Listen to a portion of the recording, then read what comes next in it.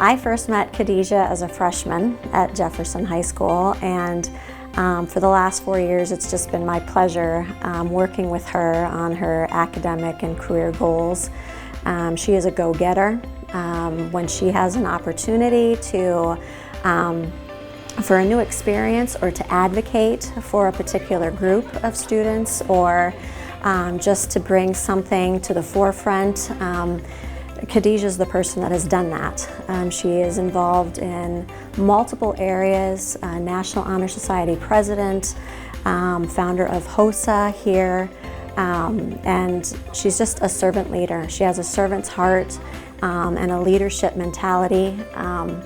Every person she meets, she makes them feel seen and heard, staff included. So I'm just very impressed with her drive, with her heart, her motivation, and her advocacy. Khadidja is an excellent student. She's very conscientious about what she's learning and wants to go beyond what she's learning in the classroom, seeking outside resources and opportunities, job shadows with a director of public health here in town. And she's traveled and studied in a variety of areas just to make her education even richer, so she's better prepared for what she's going to do after she leaves here. So on Mondays, I go to Southeast Tech from 9:30 a.m. until about 10. So I have a student success seminar there. And then on Tuesdays, I have psychology at STI as well. So then after my classes at STI, I usually like to go to the ARC. It's basically our academic center where you can get like free tutoring. So they help me out with like my classes beyond STI. And then after that, I come back here for AP Study Hall, where I just kind of catch up on any like activity work I have to do. So that can be like National Honor Society, DECA, HOSA, anything for student council, or outside of school, my South Dakota Youth Activism, or if I need to study for an exam. And then after that, I have college government, and then I have college algebra. And then on Fridays, it's kind of a special day because we go to the Vera Academy. So I don't get to go to the ARC, but that's okay, because then I come back and I kind of do the same thing at Jefferson again. Vera Academy is a wonderful program for students to apply to in their junior year to prepare them for a senior year of free dual credit classes at Southeast Tech. And I was just talking to Khadidja about it this morning. She absolutely loves it. She loves that college atmosphere, college classes. And tomorrow she'll start going to a Vera hospital to start learning about the variety of careers that they offer there. Vera Academy, it's kind of helping me figure out where in the healthcare I want to do. So the good thing about Vera Academy is it's just beyond like nursing and being a doctor. It also goes into the administration and how they can kind of see what the hospital needs, which is kind of where I kind of want to fit in on too. Because when I was younger, I knew I liked health and I knew I liked science, you know, especially being a type 1 diabetic. Every single day I sat in the doctor's office and I saw that diagram. I was like, science is amazing. But I also realized it just wasn't completely for me. So Vera Academy is just kind of helping me get a head step. So when I get into college, I don't have to take my generals as much as others would. Khadidja has definitely overcome some significant health concerns dealing with her diabetes, and is now on the other side of a lot of those challenges that she experienced, and just growing and learning the importance of taking care of yourself and putting yourself first when it comes to your health, because definitely that impacts so much of your life, every area of your life. She's definitely overcome some hurdles there, and even with just medical coverage and having the same access to like an insulin pump, for example. And if that goes away, that makes taking care of yourself a lot harder. And she advocated for herself and got that back. And because of that experience and that advocacy, I think she sees how important it is to take care of yourself as well. And if you're going to take care of other people, you got to take care of yourself first. So she's come a long way with that. So I was first diagnosed with type 1 diabetes when I was 9. And then being diagnosed, especially coming from an immigrant family, my family didn't really know what diabetes was. You know, we migrated from a country where the medical knowledge was very limited.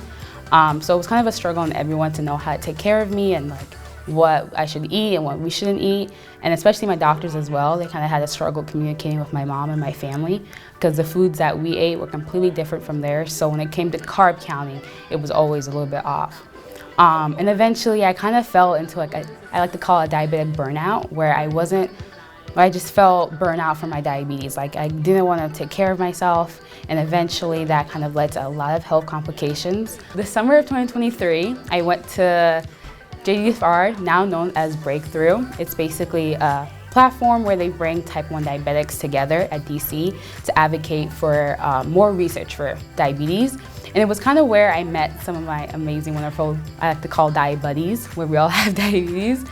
And they kind of just, inspired me to do better, But it also kind of made me see how I was kind of behind everyone else, because a majority of them always had their insulin pump, or they had their DESCOM sensors, which checks your blood sugar regularly. But the thing was, they had the financial needs to get those. So I kind of saw how I was left behind, and how, because of my unable to get the financial needs I needed, I was not able to take care of myself as more, which kind of gave me like, okay, Khadidja, so I'm not the reason why I'm not, perfect. But now that I kind of advocated and my health insurance finally said, yes, we'll get this for you, yes, we'll cover most of the cost, I was able to finally manage to take care of myself. I would kind of say just like breakthrough as a new person. If you would have talked to me last year around this time, I would have told you I don't bolus, like I don't give myself insulin after a shot. But now I feel like I'm this whole new person, because with better care of my diabetes, I'm able to stay focused more in school. I'm not missing as much class as I would because of like me being sick, or me just my blood sugar would just be so high to the point I couldn't get out of bed. So I'm more awake, and my relationship with my family and my friends are so much more better, because I'm actually able to kind of be more active with them, instead of just being in that kind of phase where I was like, my blood sugar is super high, I can't focus right now, I'm unable to spend time with you. So it kind of just not only helped like my body as my health, but also like my mentality a lot more. So I'm proud to say I'm not the same person I was a year ago from now. So at Jefferson, I am involved in DECA as president, and the state officer for vice president of membership. And then for HOSA, I'm the president as well. National Honor Society, I'm also the president. BSU, I'm kind of like on the board, so kind of co-president. And then as well as student council. And am I missing one? And then outside of school, I'm involved in South Dakota youth activism, and I'm also involved in Sioux Falls Youth Empire Coalition. She's somebody that people know they can seek out if they have questions, because she's just been involved in so many different things.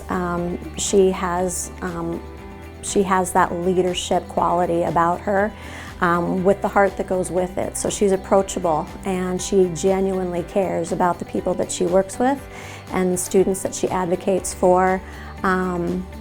She founded our Islamic Studies group. She's part of our Black Student Union. She is just a positive role model for our students here. So I've been looking to becoming like a global health coordinator, which is why I kind of want to minor in international affairs.